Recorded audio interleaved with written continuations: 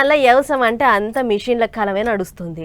అరక దున్నుడు కానుంచి షురు చేస్తే పంట కోసి బత్తాలల్ల నింపేదాకా అన్ని పనులు మిషన్లే చేస్తున్నాయి. కానీ వెనకటికి ఇవన్నీ ఎక్కడి ఏడ చూసినా జోడెడ్ల అరకలే కట్టేది. ఎడ్లు లేనోళ్ళు దున్నపోతులను కూడా కట్టేది. మొత్తానికి వ్యవసాయం పని ఎట్నో కట్ల ఎల్ల తీసుకునేది అన్నట్టు దున్నపోతులు అంటే యాదికొచ్చింది.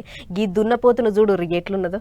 ఎర్రటి ముక్తాడేసి కట్టేసిన గీ ముర్రజాతి దున్నపోతును చూస్తుర్రు కదా, దీన్ని ఆమ్దార్ దున్నపోత అంటారట.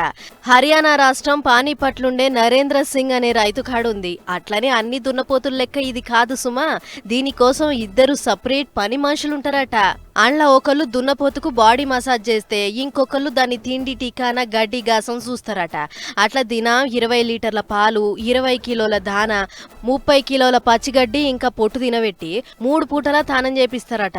అది అయినాక అన్ని బర్ల లెక్క దీన్ని ఏ బర్ల కొట్టంలోనో దొడ్లనో ఉంచరు. దీనికి సపరేట్ అర్ర పెట్టి అండ్ల ఏసీ కూడా పెట్టిర్రట.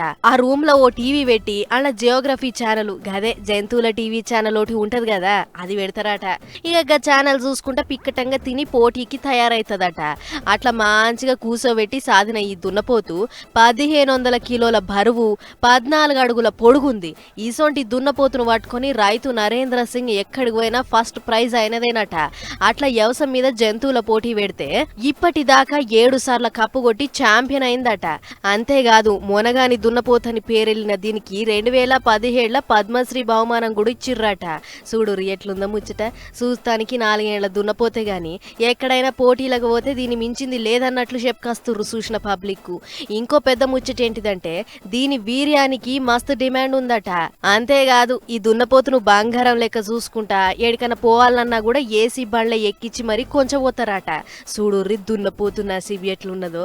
ఏదేమైనా ఒకళ్ళతోని సేవలు చేపించుకోవాలన్నా కూడా పెట్టి పుట్టాలే అని అనుకుంటుర్రు గీ ముచ్చట చూసినోళ్ళు.